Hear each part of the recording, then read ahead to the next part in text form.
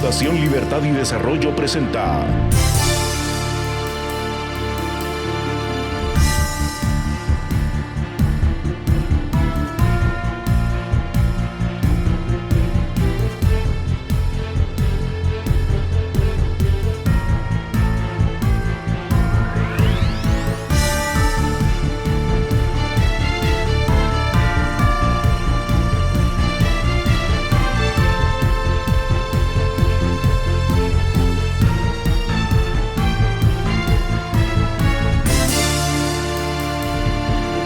Razón de Estado con Dionisio Gutiérrez. Hace 10 años, en Washington y Madrid, dediqué varios meses para investigar y discutir con expertos y científicos en tanques de pensamiento y universidades sobre cuáles son las principales amenazas para la humanidad. Encontramos 5: el cambio climático, la proliferación nuclear, el brote de una pandemia sin cura conocida que se extienda por el mundo sin control, causando millones de víctimas.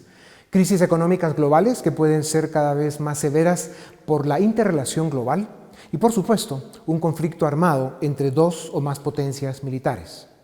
A pesar de que el mundo tiene identificadas las 5 amenazas más graves para la humanidad desde hace años, no estamos preparados para ninguna de ellas. Además, hoy confirmamos que una de las amenazas que se hizo realidad, la pandemia, activó otra, una crisis económica global. Son pocos los científicos y menos los gobiernos que tienen la humildad de reconocer que, a pesar de saber de los mayores peligros para la especie humana, hemos hecho poco o nada para prepararnos o para evitarlos. El mundo está ocupado enfrentando otras amenazas: la corrupción, gobiernos criminalizados, terrorismo, narcotráfico, la creciente escasez de agua, desempleo estructural o la proliferación de estados fallidos. Pero ninguna de estas tiene las enormes consecuencias que tienen las 5 amenazas principales expuestas y conocidas.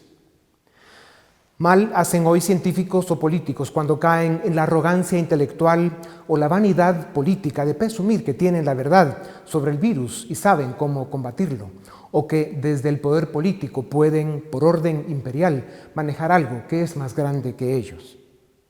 La especie humana, en especial científicos y políticos, debemos reconocer con humildad que de estas crisis, la de salud y la de economía, saldremos después de muchas pruebas y errores, con muchos dolores y cicatrices, y esperemos también con las lecciones aprendidas. ¿Cuál es la solución, la fórmula, la receta, la estrategia perfecta para enfrentar el virus sin destruir la economía? Nadie lo sabe. Lo que sí sabemos es que el virus y el hambre matan gente. Después de casi 6 meses de pandemia y en muchos casos de soberbia, seguimos discutiendo quién sabe más de lo que todos saben poco. Seguimos buscando medicinas viejas para combatir un virus nuevo. Hablamos de una vacuna sobre la que hay más dudas e intereses geopolíticos y económicos que certeza y claridad. Nos cuesta aceptar que los humanos somos falibles, imperfectos, más débiles de lo que creemos. Por eso cometemos tantos errores. Para empezar, dejaríamos de ser humanos si estuviéramos preparados para todo. Por estas razones, además de poner los pies en la tierra, tenemos una prioridad y 2 cosas que debemos evitar. La prioridad es salvar la mayor cantidad de vidas posible. Lo que debemos evitar es castigarnos o rendirnos por sentir que estamos perdiendo. No es así. Estamos enfrentando una pandemia y lo que toca es, reconociendo nuestras limitaciones, cruzar la tormenta con fuerza pero con humildad y evitando la mayor cantidad posible de daños. Cada día está más claro que es un error imponer medidas autoritarias y más en países subdesarrollados, pues hacen más daño del que evitan y de todas formas el contagio avanza y continúa. Aunque se deben tomar las precauciones suficientes, esta es la naturaleza de las pandemias. La libertad individual con responsabilidad es y siempre será el valor más poderoso con el que pueden y deben contar gobiernos y sociedades. Cada ser humano sabe lo que es mejor para él y su familia. Los grandes retos de nuestro tiempo son fortalecer el lado humano de nuestras vidas, aceptar que ser humildes nos dará paz en esta tormenta que apenas inicia, hacer vivas las virtudes de la responsabilidad, la honradez y la solidaridad, lograr que el sentido de nación prevalezca en nuestras acciones y en nuestras relaciones con los demás. El gran desafío de nuestro tiempo es rescatar los valores que hacen respetable a la raza humana.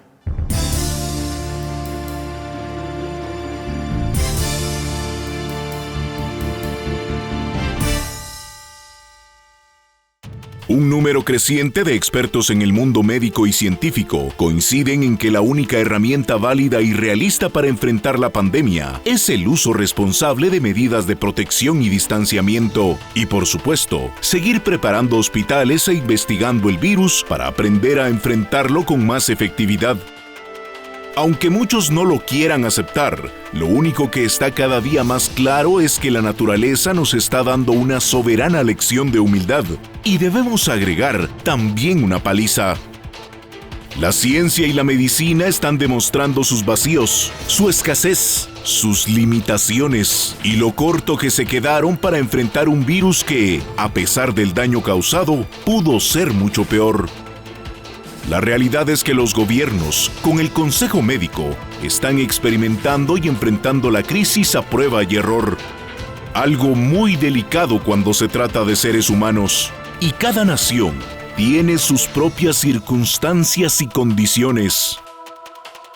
El Premio Nobel de Química en 2013, Michael Levitt, afirmó que los gobiernos entraron en pánico y adoptaron medidas de confinamiento y restricciones que, con el paso de los días, están causando efectos más graves que la propia enfermedad. El Dr. José Esparza, virólogo y profesor de la Universidad de Maryland, explicó en una entrevista para Razón de Estado que la historia nos enseña que las cuarentenas y las medidas restrictivas dejan de ser efectivas después de 6 semanas. Barnett Howell y Mobarak, de la Universidad de Yale, presentaron una investigación que demuestra que los confinamientos empleados en las naciones más ricas del planeta son contraproducentes en los países de bajos ingresos. Esto se debe a que, en países subdesarrollados, el encierro rápidamente degenera en miseria, hambre y muerte.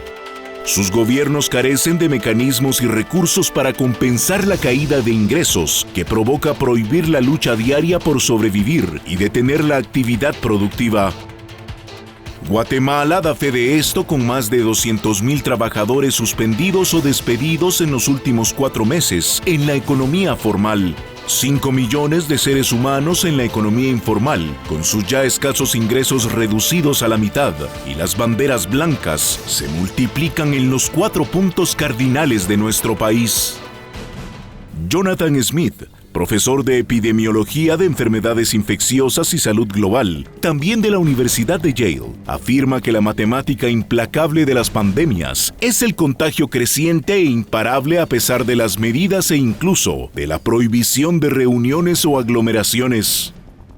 Smith y sus colegas científicos en Estados Unidos y Europa aconsejan no desmayar por creer que se está perdiendo la batalla contra el virus. Simplemente insisten, hay que mantenerse firme y solidario, con la certeza absoluta de que lo que hacemos salva vidas, incluso si hay gente que se enferma y muere.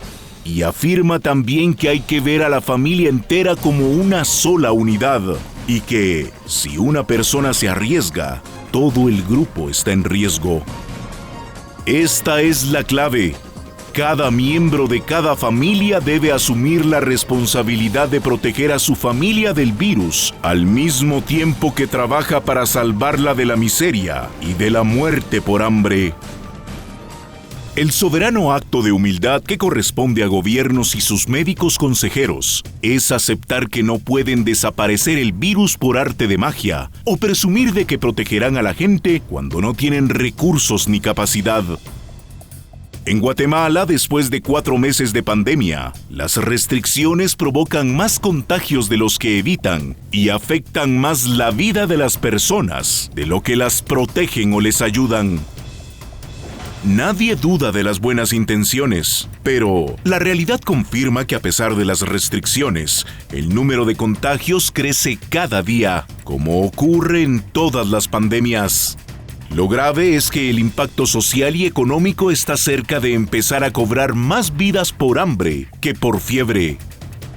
Sin duda alguna, lo responsable y lo prudente es seguir aprendiendo sobre el virus y seguir preparándose para enfrentarlo. Y que esto nos permita abrir, de forma gradual y estratégica, espacios de riesgo de contagio como centros de estudio, espacios de diversión masiva y cualquier ambiente donde se den aglomeraciones que comprometen las medidas de protección.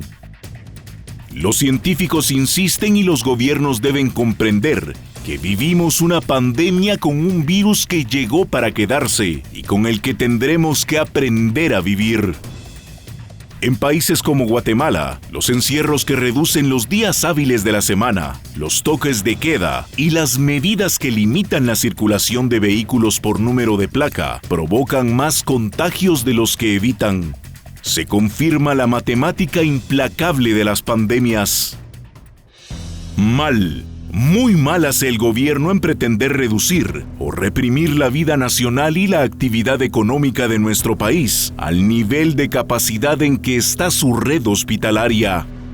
Esto nos regresaría a la época de las cavernas y no dejaría Santo parado.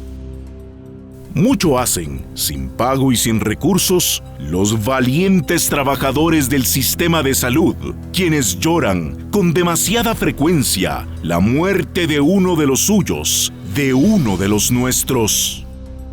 Algo no está bien en la asesoría que recibe el gobierno. Ahora, hablan de un sistema de alertas por colores que, por las condiciones que plantea, es irreal e imposible de aplicar. Los criterios para pasar de una alerta a otra o las medidas de restricción para cada fase no solo no detendrán el virus, como demuestra el comportamiento de la pandemia en todo el planeta, sino que presagian que al lado del contagio aumentarán el desempleo, el colapso económico, el hambre y la miseria. Sería más efectivo ver campañas masivas de comunicación enseñando a los ciudadanos a usar correctamente las medidas de protección y el distanciamiento social, pero en libertad con responsabilidad. Esto es lo que mejor resultado dará. Es cierto que hoy, aunque la economía esté abierta, el daño causado por el COVID-19 está hecho. La recuperación presentará desafíos extraordinarios. La especie humana, sus gobiernos y sus médicos asesores debemos recibir con humildad la lección que la madre naturaleza nos quiere dar. Esta lección inicia con la aceptación de que pagaremos un alto costo por una pandemia para la que no estábamos preparados y termina con que al final podamos decir que salvamos la mayor cantidad de vidas posibles porque enfrentamos la batalla con inteligencia y dignidad.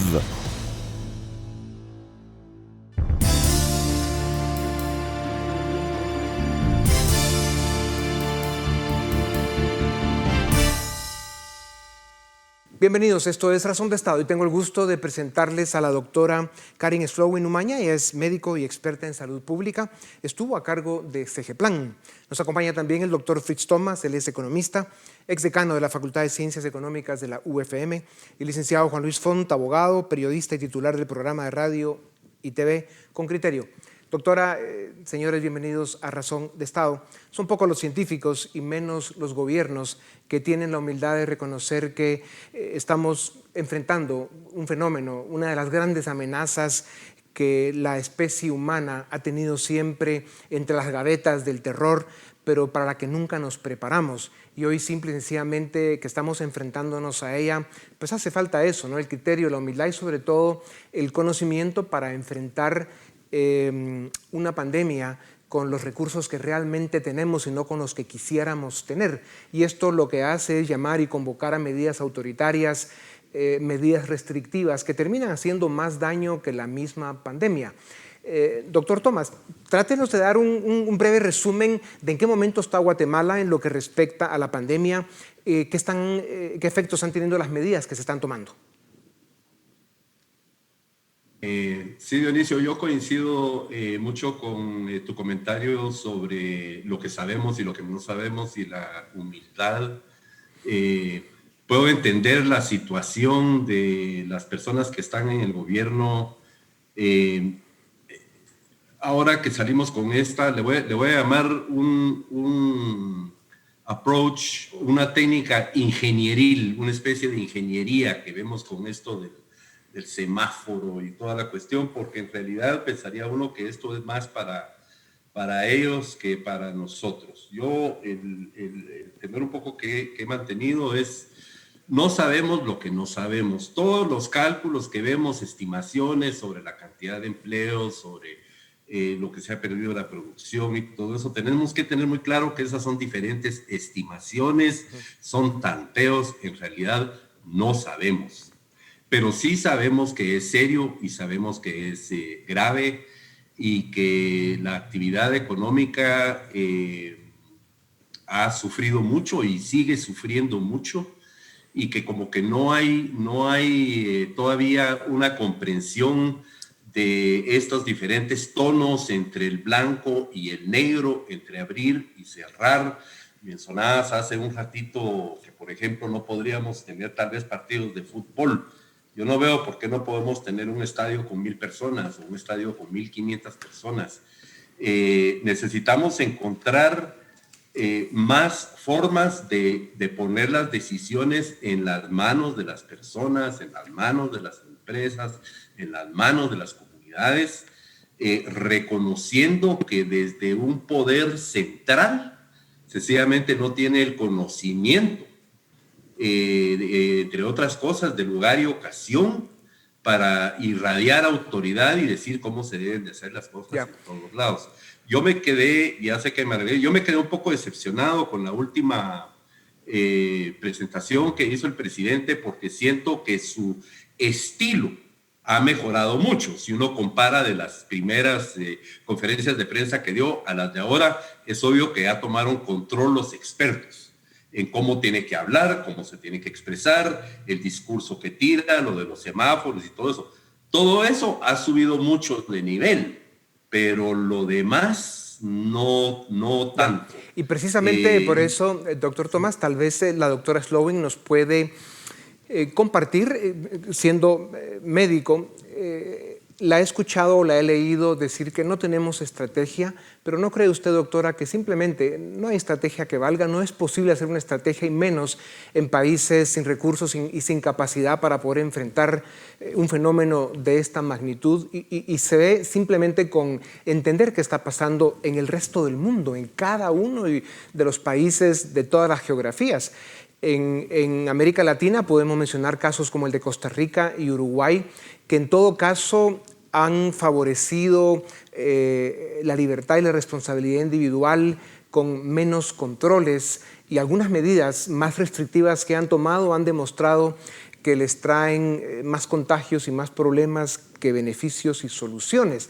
En el caso de Uruguay, que es probablemente el que mejores números tiene al día de hoy en América Latina, es donde realmente se han implementado medidas más liberales. O sea, en todo caso, no ha habido una estrategia de restringir, de limitar y de imponer medidas como toques de queda o días de la semana encerrados, sino que ha habido un ambiente muy liberal. Pero claro, entendemos que Uruguay es un país con un nivel cultural y con un nivel socioeconómico alto. Pero cuéntenos un poco, doctora, ¿realmente cree usted que es posible tener una estrategia, digamos, compleja y que tenga objetivos claros en un caos de la magnitud del que provoca una pandemia? Bueno, buenas tardes, pero yo creo que la evidencia más bien a nivel global es que sí se puede tener y sí se puede ejecutar. Y hay casos, indudablemente, ¿verdad? Casos más exitosos con modalidades, más autoritarias y restrictivas, y casos con modalidades menos autoritarias y menos restrictivas, como el caso de Uruguay que menciona, que están basadas en una apuesta a una construcción histórica de una sociedad con una ciudadanía muchísimo más madura, muchísimo más educada, y que eso le da, digamos, como condiciones mejores para poder adoptar y apropiarse de medidas como las que se necesitan en este caso, que tienen un componente fuerte de decisión individual. Uruguay tiene también ventajas en términos de la densidad de población, pero sobre todo creo yo que de su madurez ciudadana que le permiten un enfoque de ese tipo. Ahora, doctora, ¿no cree usted que es cierto, hay estrategias, pero todas son de corto plazo y basadas en prueba y error? Lo que estamos viendo es a países implementando estrategias que duran muy poco tiempo y los estamos viendo a casi todos, digamos, regresar, según ellos, corregir o al menos cambiar de ruta.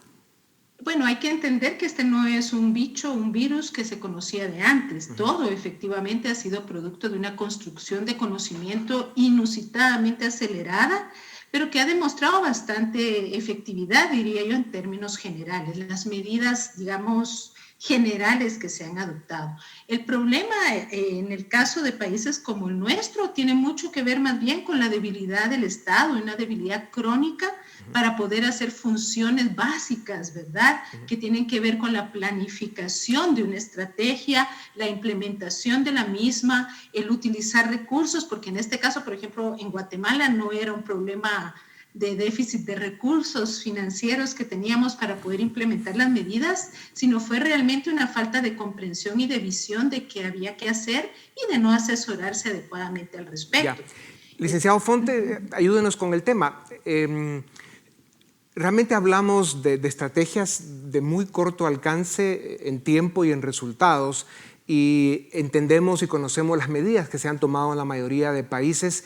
Lo que sí se sabe hoy con bastante nivel de certeza, porque además hay experiencia histórica, es de que los encierros y las medidas restrictivas funcionan en las primeras 6 semanas, cuando arranca una pandemia. Después de eso, todo se vuelve, pues eso, caos, errático, y los resultados son muy discutibles.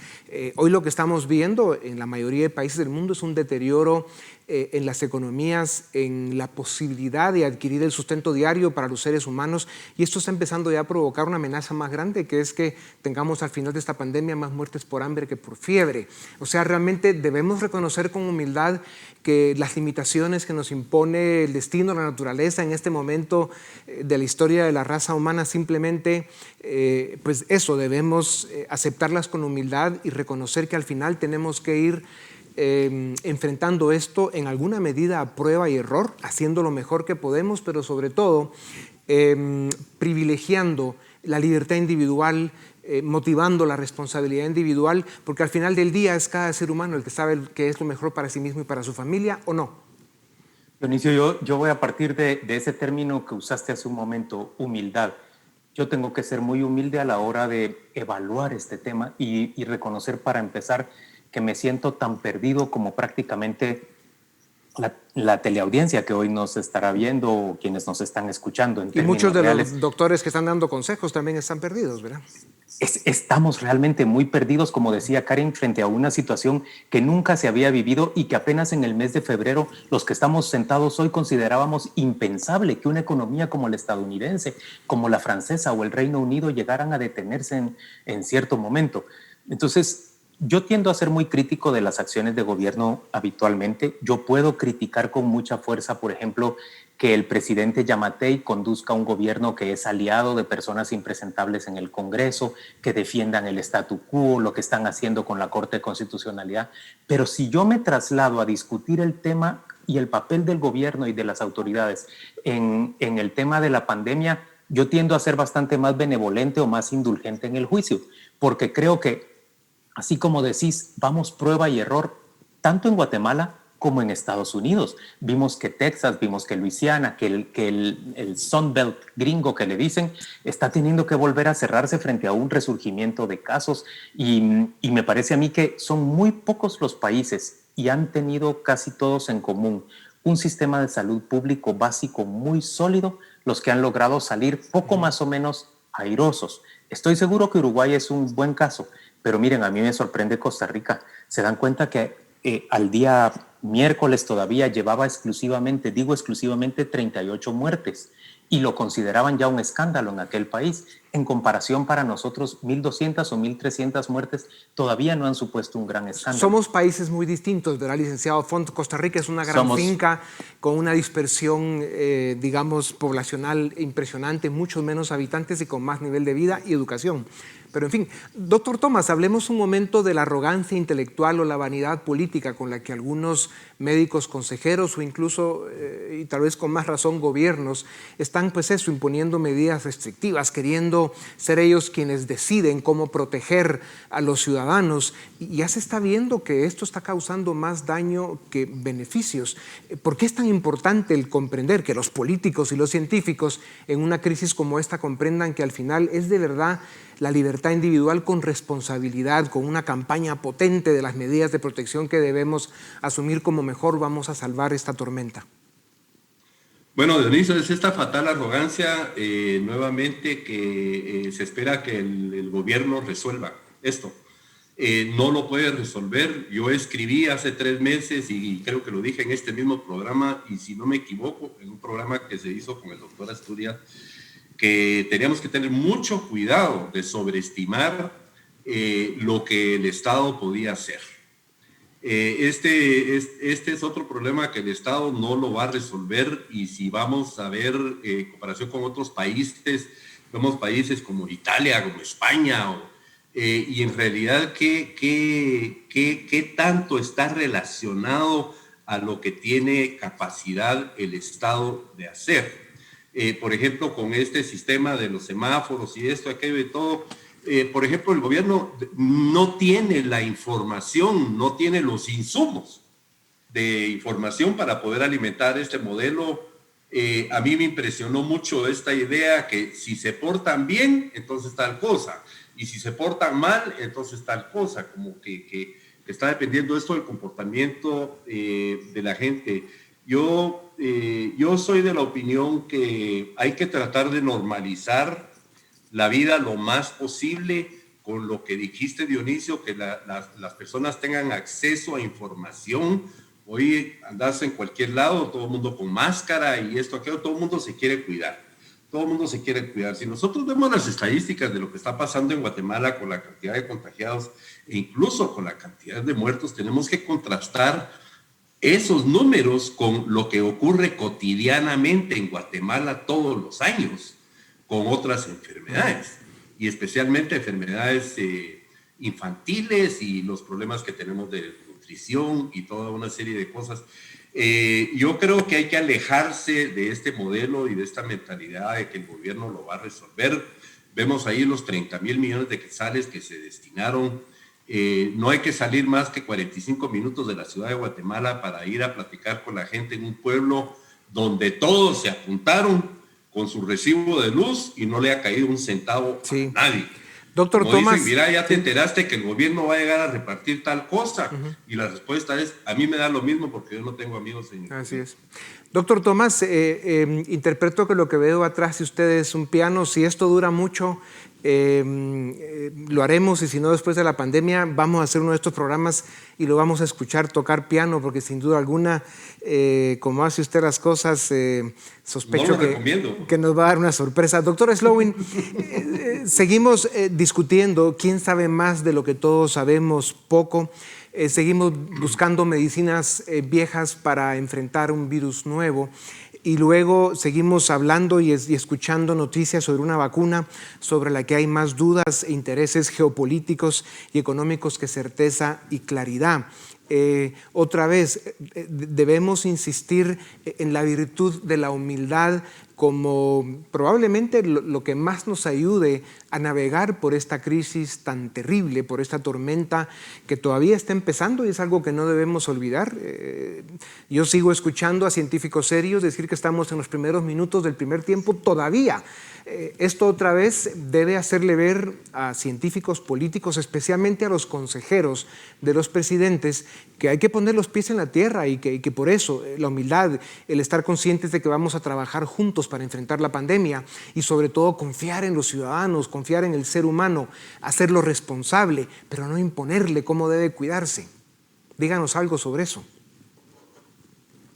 Bueno, yo creo que hay que entender que la novedad o lo nuevo de este virus no significa que la ciencia y el conocimiento humano no tenga elementos y conocimiento para abordarlo. De hecho, más bien, hemos visto que en los países se ha logrado mal que bien contener en algunos casos la epidemia, y son aquellos países justamente que no han seguido las recomendaciones que se han logrado construir en este tiempo, los que están viendo rebrotes, y mientras menos las han seguido, más agresivos son los brotes y los rebrotes.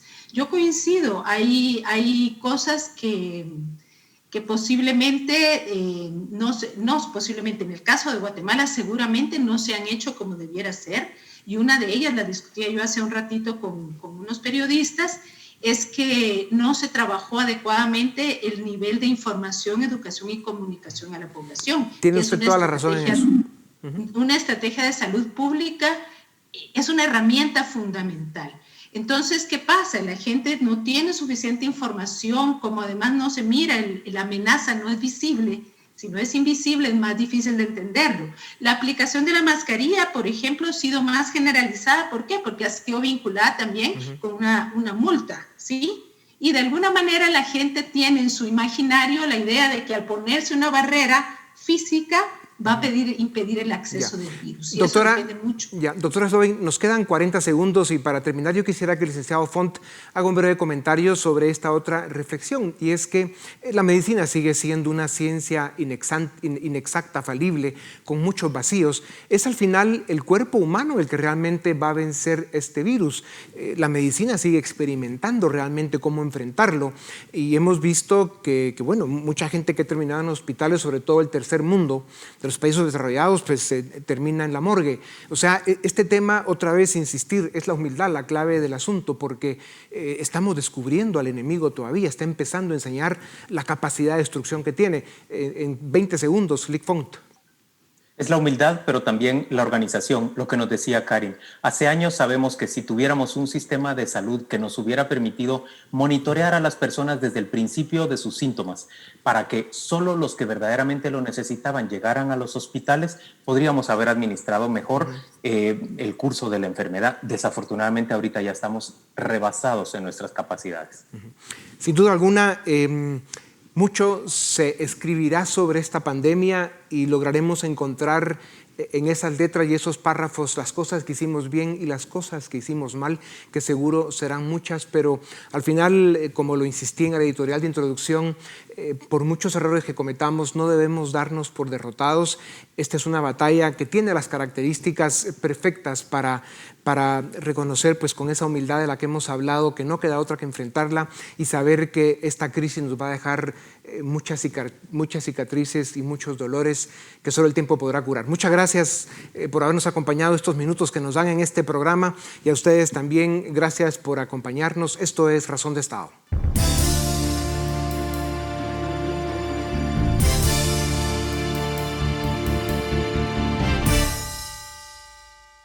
Iniciamos el debate en Razón de Estado. Hoy vamos a discutir el sistema de alerta que fue propuesta por el gobierno el domingo pasado, y para ello será una discusión de casa.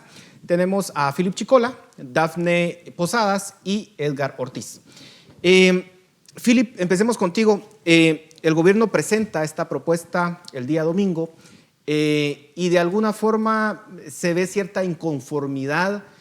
¿Cuáles son los puntos a favor y en contra de esta propuesta? ¿Cuál es tu evaluación? Bueno, es que el sistema de alerta lo que busca permitir es hacer un proceso de reapertura de forma territorial, dependiendo de dos variables: el número de casos por 100,000 habitantes y el porcentaje de positividad, dependiendo de los datos que arroje cada municipio. Entonces, este sistema, digamos, tiene un elemento, llamémosle positivo, y es que si se cumplen las variables que se anunciaron el fin de semana, el 27 de julio, alrededor de 250 municipios automáticamente pasan a estar en verde y van a poder reiniciar, no sé si la totalidad de actividades, pero podríamos decir incluso actividades como centros comerciales, incluso la posibilidad de actividades educativas.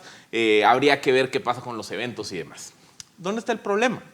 El problema es que, como cualquier pandemia, la concentración de casos se va a ver o la vamos a encontrar en los centros urbanos, que en el caso de Guatemala son las áreas en donde se concentra la mayor parte de actividad económica. Entonces, por ejemplo, el departamento de Guatemala, que concentra alrededor de un 45% del Producto Interno Bruto. El departamento de Guatemala hoy tiene 319 casos por cada 100,000 habitantes.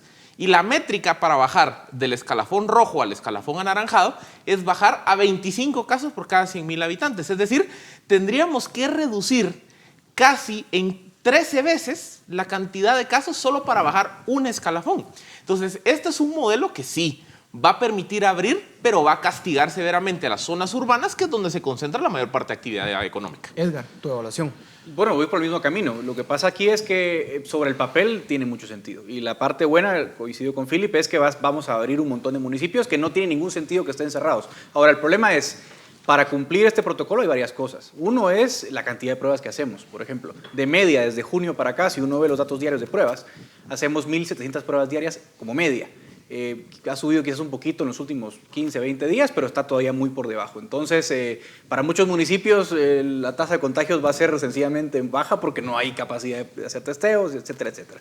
Y luego en los sectores urbanos, aquí la pregunta es, ¿cuál es la política del gobierno? Porque si lo que estamos diciendo es, miren, yo les fijo un estándar a usted de 25 contagios por cada 100.000 habitantes para pasar a otra prueba. Yo digo, entonces, ¿cuál ha sido el sentido de las medidas de los últimos 2 meses? Porque si yo quiero llevar, estoy nada más en lo hipotético, si yo quiero llevar a 25 contagios por cada 100.000, pues hubiera cerrado 2 semanas y luego hubiese empezado paulatinamente una apertura como lo están haciendo ahora. El problema es que estamos en una política gallogaína en la que ni estamos cerrados, porque definitivamente no estamos cerrados, pero tampoco estamos abiertos, porque hay muchas actividades limitadas. Pero hay que decirlo, aún con ese cierre parcial de la economía, los efectos económicos son por eso dramáticos. Digo, es un gallo gallina porque estamos castigando buena parte de la economía porque no hay transporte público, no hay capacidad de trabajar, etcétera, etcétera, pero tampoco estamos cerrados del todo, la gente igual sale, hay economía informal trabajando, etcétera, etcétera. Entonces uno se pregunta, bajo ese modelo gallo gallina, los contagios no van a bajar nunca. Entonces vamos a pasar en rojo 3, 4, 5, 6 meses y al final vamos a tirar la toalla con el protocolo, o cuál va a ser la salida. Esa es para mí la crítica principal, que no está ajustado a lo que está haciendo el gobierno y no hay visos de que esto vaya a mejorar y se vaya a ajustar a los parámetros que ellos están fijando. En ese sentido, Dafne, si la perspectiva es que podamos pasar aquí 6 meses en el área metropolitana, y no solamente el área metropolitana, posiblemente sea también Escuintla, Quetzaltenango, que están pasando una situación similar, y como decía Philip, en esta área del país se puede concentrar 45% del PIB, hay un 57% del empleo formal está en el área metropolitana, sin contar esos 2 departamentos que mencionaba anteriormente. ¿Cuáles son los efectos económicos de eso? Yo creo que ya decía Philip y Edgar y hacían un análisis de cómo las medidas han resultado ser ineficientes para reducir o identificar de manera adecuada quiénes están contagiados y dónde están contagiados. Tampoco han sido eficientes en mejorar la capacidad instalada en los hospitales, tampoco han sido eficientes en responder al personal de salud porque no les proveen los insumos para que puedan protegerse su vida o incluso ni siquiera les pagan sus salarios, tampoco han sido eficientes en responder a los múltiples problemas económicos porque no han ejecutado de manera adecuada los proyectos sociales que se iban a implementar para atender a esta emergencia. Hasta la fecha hay 200.000 trabajadores suspendidos o despedidos. Esto quiere decir que básicamente si las medidas se extienden por otros 6 meses, lo que vamos a ver es continuar con la curva de contagios y muertes por coronavirus, pero al mismo tiempo vamos a ver que podría darse una segunda ola de daño económico, una segunda ola de despidos masivos o de suspensiones masivas, precisamente porque las medidas que se están implementando son medidas que no tienen sentido y que entonces las personas buscan cómo proveerse de sus medios de subsistencia y ante esta incertidumbre, pues obviamente la economía la resiente. Y yo creo que esos son los principales efectos que vemos de las medidas, es esa incertidumbre y el daño económico que provoca, no solo en el corto plazo, que lo vemos con los despidos, sino en el largo plazo también. Ahora, Philip, lo que uno ve es que los países desarrollados pudieron haber sido exitosos en cerrar por cierto tiempo la economía y haber parado el contagio, ahora están abriendo nuevamente y en algunos países se está viendo una segunda ola. En América Latina, básicamente hemos tenido una misma ola, no hemos sido capaces de controlar esta pandemia, ni siquiera países más desarrollados que nosotros en América Latina como Chile, por ejemplo, o incluso el mismo Costa Rica. ¿Cuál es entonces la opción que tenemos? ¿Cuál debería ser el enfoque del gobierno? ¿Hay alguna alternativa para este sistema de alerta que presentó o no? Es que yo creo que la alternativa debiera ser fortalecer todo el sistema de tracking y tracing, porque el sistema de tracking y tracing permite hacer, no quiero llamar cierres, pero permite identificar dónde están los focos de contagio y aislar los focos de contagio en lo individual. Por ejemplo, un sistema de tracing identificaría, bueno, tengo un foco de contagio en la zona 11 de la ciudad de Guatemala.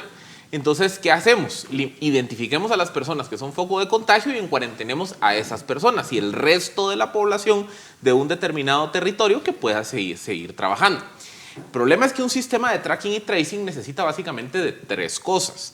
1, necesita disponibilidad de pruebas lo suficiente para poder ir e identificar con estudios aleatorios donde hay focos de contagio en el país. Pero ¿por qué no incrementamos el número de pruebas en este país? Primero es disponibilidad de recursos, o sea, al final las pruebas tienen un costo y al final las pruebas, todos los países del mundo se las están compitiendo. Segundo, hasta hace unas semanas se centralizaban todo el procesamiento de pruebas en el Laboratorio Nacional de Salud. O sea, hasta estas últimas 2 semanas hemos visto que se permitió a otros laboratorios operar. Por eso es que vimos cómo se pasó de tener entre 1.000 y 1.300 pruebas al día a estar en 2.500. O sea, aún son insuficientes. Son insuficientes, pero ahí hay un primer brinco. Y tercero, tiene mucho que ver con la política de pruebas. Es que, vean, el tema de hacer las pruebas no solo es voy a hacer pruebas a la loca, porque también yo tengo que tener una razón de por qué estoy haciendo las pruebas, cómo las estoy haciendo. Entonces, por ejemplo, hoy en Guatemala, ¿cómo se están haciendo las pruebas? Las pruebas se están limitando, no quiero decir que exclusivamente, pero en mayor parte se están limitando a personas que se identifican como sujetos de riesgo. ¿Qué quiere decir esto? Dafne está contagiada, yo tuve contacto con Dafne, voy yo a un hospital y me hago la prueba. Entonces, bajo esa premisa, es muy probable que el porcentaje de positividad va a ser más alto, porque son personas que sienten que estuvieron en riesgo. Y nunca vamos a bajar ese porcentaje. Esa es una forma de hacer pruebas. Segunda forma de hacer pruebas, el tracing. ¿El tracing qué implica? Me salieron casos que yo no sabía de dónde en Patzum, que fue, digamos, el primer caso de contagio comunitario. Entonces, el tracing es, bueno, vamos y hagamos masivamente pruebas en Patzum para identificar quién está contagiado, quién no, y eso nos permite rastrear y aislar los focos de contagio. La tercera forma de hacer pruebas es lo que hizo Corea del Sur, que estamos a años luz de llegar a ese modelo, pero es importante decirlo. Es el modelo aleatorio. El modelo aleatorio es básicamente que el Ministerio de Salud todos los días haga, qué sé yo, 2.000 pruebas aleatorias. Y eso me permite identificar qué tan esparcido está el virus en la sociedad. ¿Por qué es esto importante? Si yo quiero tener un modelo alterno al cierre por municipios, que es un poco lo que el sistema de alertas plantea, yo necesito replantear mi modelo de cómo yo estoy persiguiendo al virus. Y eso implica entonces replantear mi modelo de tracing, de tracking o tener la capacidad de hacer muestreos aleatorios. Ahora, en esta discusión, Edgar, básicamente vemos cómo los casos siguen incrementándose. No vemos que esté disminuyendo. Y ante este panorama, muchos cuestionan y dicen, ¿de verdad vamos a pretender abrir un poco más la economía con esta situación crítica en donde pues, no estamos básicamente reduciendo el número de contagios ni el número de muertes? ¿Es responsable hacer eso? Lo que pasa, Paul, es que los trenes se van, ¿verdad? O sea, si el tren sale a las 10 y no llega el tren, lo perdí. Y yo creo que eso le está pasando al gobierno. El gobierno está pagando hoy las consecuencias de una mala política. Como siempre, insisto en bautizarlo, la política del gallo gallina de, sí, pues cierro un montón de cosas, pero igual la gente mira qué hace, pero de todas formas lastimo la economía, pero tampoco cuido a la gente. Bueno, también era imposible cerrar todo porque no somos un país desarrollado. Por supuesto, pero digamos que como hemos estado en gallo gallina meses y la Copercovid se crea un poco tarde, ya casi en junio. Entonces, hoy estamos en un punto en el cual lo que plantea Philip, que es la estrategia de los países que han tenido éxito, que ha sido Australia, Alemania, etcétera, que es el rastreo y la identificación de casos, se te hace imposible, porque hay tantos contagios que hoy, con la capacidad actual del sistema de salud, decir vamos a hacer tracking and tracing, no se puede, se te fue el tren. Entonces la pregunta es, ¿qué va a hacer el gobierno? El gobierno tiene la responsabilidad de haber llegado a este punto, en el cual ya no tengo la capacidad de implementar una política exitosa de rastreo e identificación de contactos y aislamiento estratégico. Entonces tienen que ser más honestos y decir, miren, fracasamos.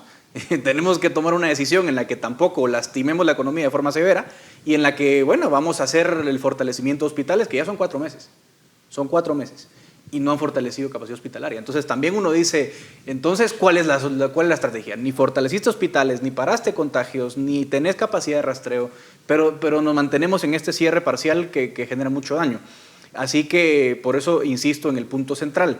Hay que reconocer, y el gobierno tiene que ser responsable en reconocer que fracasó. y que tiene ahora que ver qué solución encuentra para lastimar en la menor medida posible la economía y obviamente cuidar la salud, porque tampoco se trata aquí, insisto, de vivir la vida loca como antes. Se trata de ver cómo el sistema de salud puede responder a los contagios que haya. Vamos a pasar, según lo que nos dice la comunidad científica, por lo menos con 2 años más con este virus, Dafne. ¿Cuál debería entonces ser ese enfoque? ¿De verdad podemos pasar con este cierre parcial 6 meses más o no? Yo creo que no, definitivamente no. Lo que hemos visto hasta ahora, lo comparto con Edgar y con Philip, que vemos un gobierno que parece estar apachando todos los botones en medio de la emergencia y ninguna de las estrategias funcionan ni tampoco provee resultados eficientes en el tiempo. 1. 2. El gobierno está caminando a ciegas en un campo minado. O sea, tampoco saben muy bien dónde están los casos, parecen que no tienen la información correcta o la información adecuada para poder ejecutar programas que atiendan a las necesidades reales de la población. Y otro de los errores que han hecho es que, comparto con Edgar, no son honestos. No son honestos en admitir que no tienen la capacidad en ejecutar y pensar programas que van a responder a las necesidades que estamos teniendo por la pandemia. Entonces, obviamente, estas medidas no pueden seguir porque ya provocaron los resultados que hemos visto en estos últimos 4 meses. Si siguen los resultados, vamos a ver un escenario catastrófico, no solo en Guatemala, sino en toda la región. Entonces, ¿qué opciones tenemos? A mí me parece que la opción realista es que el gobierno admita esos errores que han hecho y que sepan identificar que esta pandemia únicamente se resuelve compartiendo la responsabilidad con los ciudadanos. Que seamos nosotros los ciudadanos los que somos capaces de saber cómo cuidarnos, que se ejecuten campañas de explicación a los ciudadanos cómo ponerse una mascarilla de manera adecuada, cómo lavarse las manos, presentarles a dónde deben asistir para cuando tengan síntomas, darles esta estrategia que les permita a los ciudadanos hacerse responsables de su salud, porque la vida no solamente es la salud, la vida también es la economía, y eso ha sido algo que no han hecho los gobiernos hasta el momento y que deben hacer. Les doy un dato rapidito. El departamento de Guatemala tiene 3.5 millones de personas. Para que cumplamos con la métrica de casos por 100,000 habitantes, de 25 casos por 100,000 habitantes, para poder abrir necesitaríamos tener 850 casos en un periodo de 15 días. Solo entre lunes y martes hubo 902 casos en el departamento de Guatemala. O sea, solo entre lunes y martes nos comimos la cuota de 15 días de casos permitidos que se necesitan para bajar de rojo a anaranjado. Eso nos dice lo lejos que estamos siquiera de la primera desescalada para la ciudad de Guatemala. Es que esa es la parte que creo que tenemos que ver, que en zonas urbanas donde concentro tal porcentaje de actividad económica es donde tenemos, o sea, incluso sigue siendo irreal pensar a nivel como jurisdicción base del municipio. Necesito bajarlo todavía más, porque de lo contrario, para que el departamento de Guatemala llegue al nivel que se necesitaría para bajar de rojo a anaranjado, faltan meses, y en esos meses vamos a seguir con este modelo en donde no es un cierre lo suficientemente estricto para parar la pandemia, pero es un cierre lo suficientemente duro como para ahogar la actividad económica. Y en ese sentido hay una crítica muy fuerte hacia el gobierno con el tema del trato que se le está dando a los médicos en este país. No se les está pagando, no se está ejecutando el presupuesto y lamentablemente estamos viendo personas que básicamente están trabajando sin recibir salario, están dando todo de sí, y no vemos una empatía hacia eso. ¿Cuál es el costo de esto, Edgar? Horrible. Yo creo que aquí hay una cosa que yo sí le reconozco al gobierno. Ellos dicen, el presidente cada vez que puede dice, miren, heredamos un sistema de salud en colapso. Ok, yo esto se lo concedo. No le echo la culpa por la falta de capacidad hospitalaria, pero sí echo la culpa al gobierno por la incapacidad de ejecutar el presupuesto que les aprobaron. No hay un gobierno que haya tenido el presupuesto aprobado en relación al Producto Interno Bruto que ha tenido este gobierno. Es el presupuesto más alto de nuestra historia como país. Y posiblemente el déficit más alto de nuestra historia. Y el más alto de historia también. Entonces, recursos hay, digamos, en el bolsón, pero no ha habido capacidad de ejecutarlos a varios niveles. Pero el más importante, como lo mencionas correctamente, ha sido para el personal médico. ¿Cuánto han tardado en ajustar los criterios técnicos para contratar a los médicos? Porque el problema es ese, que falta el currículum, que no mandó el RTU, que no está en Guatecompras. Bueno, esas cosas se pudieron haber solucionado, sobre todo en un estado de calamidad, porque para eso se llama estado de calamidad. Yo puedo, a través de las disposiciones excepcionales, digamos, ajustar esas medidas para relevarlos o pedir al Congreso que lo haga a través de los decretos, como efectivamente se hizo ya como en junio o a finales de mayo. Entonces, otra vez, estamos pagando el precio, no solo de tener un sistema de salud en pésimas condiciones, estamos pagando el precio de un Estado que no ejecuta. Pero no hay que dejar de mencionar otra cosa, el bono familia. El bono familia, que es una de las políticas para compensar a la gente y evitar que la gente salga de casa si no tiene que salir, apenas ha hecho el primer desembolso. Y ahora resulta que por los ajustes que hace el Congreso ya no alcanza el dinero. Entonces, el único programa que medio había funcionado, que era la transferencia directa a la población, tampoco está llegando en el segundo pago y no sabemos en qué monto va a llegar a la gente. Y por cierto, tenemos 4 meses de pandemia y un pago. Un pago. Ajá, o sea, veamos el efecto y los que eso vienen tiene Es sobre que las de familias. eso quiero hablar, digamos, ¿cuál es el escenario político para el gobierno si sigue fracasando al enfrentar esta pandemia? Nos quedan segundos. Yo sí creo que, a ver, muy pocos gobiernos contados con las manos salieron mejor de la pandemia que como lo iniciaron. El problema es que estamos con un gobierno que tiene 6, 7 meses de haber empezado. O sea, se están jugando su capital político para los siguientes 3 años y medio. Y luego, otra cosa que a mí me preocupa es, nos enfrentamos ante un escenario en donde vamos a tener un incremento de pobreza urbana. Históricamente la pobreza en Guatemala estaba concentrada en áreas rurales.